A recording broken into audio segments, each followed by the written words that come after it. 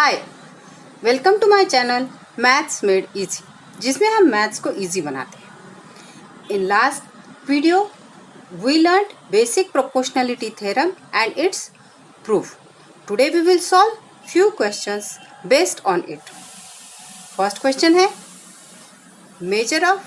measures of some angles in the figure are given. Prove that AP by PB is equal to AQ by QC. Figure में यहाँ है triangle ABC और दो angles हमें दिए हुए हैं APQ 60 degree, ABC also 60 degree. It means these two angles are congruent. तो हम यहीं से सॉल्यूशन शुरू करते हैं. Angle APQ is equal to 60 degree and angle ABC is equal to 60 degree. Therefore, angle APQ is congruent to angle ABC. अब हम देखते हैं लाइन PQ और लाइन BC और हम अगर लेते हैं ट्रांसवर्सल AB, तो ये जो एंगल्स है APQ and ABC are corresponding angles, and we know if corresponding angles are congruent then the lines are parallel. So यहाँ हम लिखते हैं line PQ is parallel to line BC, and the reason is property of corresponding angles.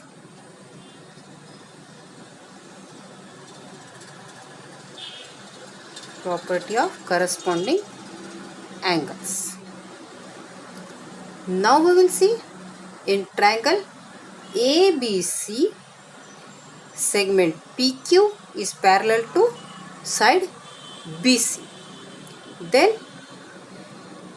by using basic proportionality theorem we can say AP by PB is equal to AQ by QC, and that's what we have to prove. So we will write here in triangle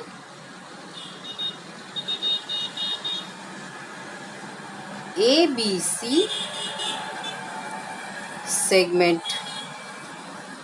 PQ is parallel to side BC. Therefore, AP by PB is equal to AQ by QC, and reason here is basic proportionality theorem. Basic proportionality theorem.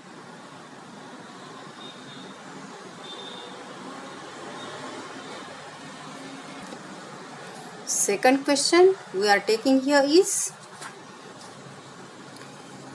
in figure A dash D dash C.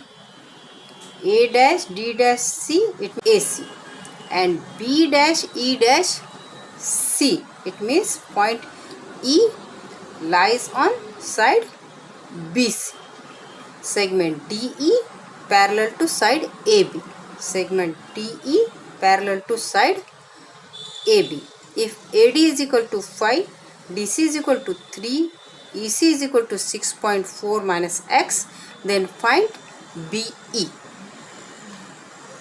यहाँ पर in triangle ABC, segment DE is parallel to side AB. इसलिए हम यहाँ पर basic proportionality theorem use कर सकते हैं और उसके बेस पर आएगा DC by AD is equal to EC by BE. तो हम यहाँ लिख लेते हैं इन ट्रायंगल ABC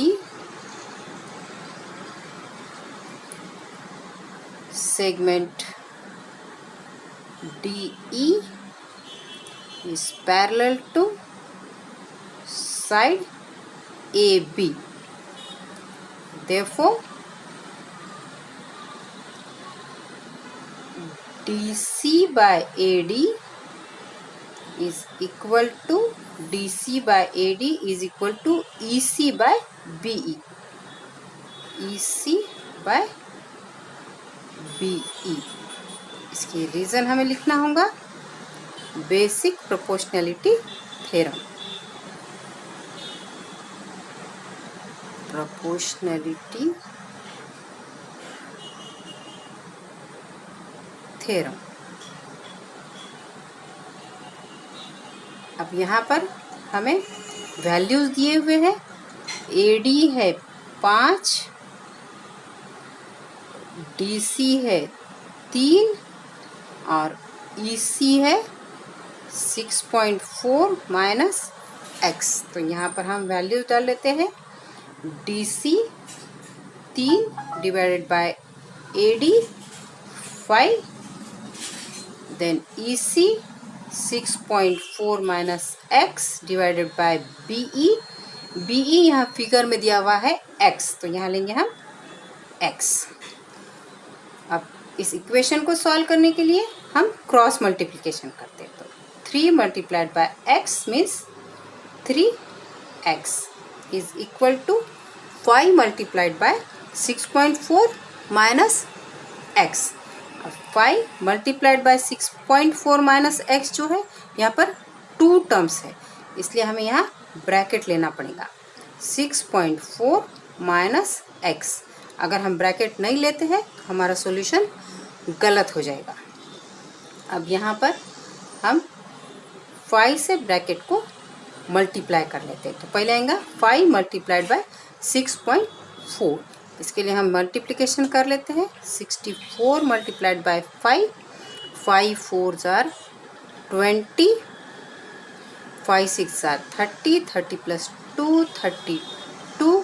और यहाँ एक मुकाम के बाद पॉइंट है, तो इधर भी 0 के बाद यहाँ पर पॉइंट आ जाएगा. तो ये आ गया 32 माइनस 5 इंटू एक्स 5x. अब यहाँ पर हम 32 माइनस 5x नहीं कर सकेंगे क्योंकि these are not similar terms.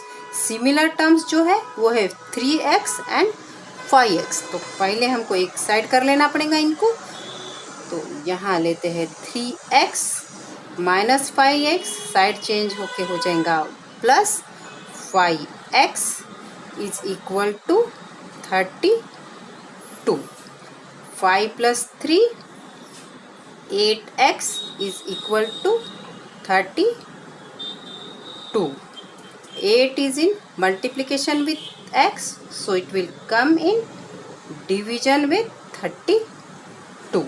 तो 32 डिवाइडेड बाय x काट लेते हैं. यहाँ 8 1 जार 8, 8 4 जार 32. तो यहाँ x की वैल्यू आई है x इज इक्वल टू 4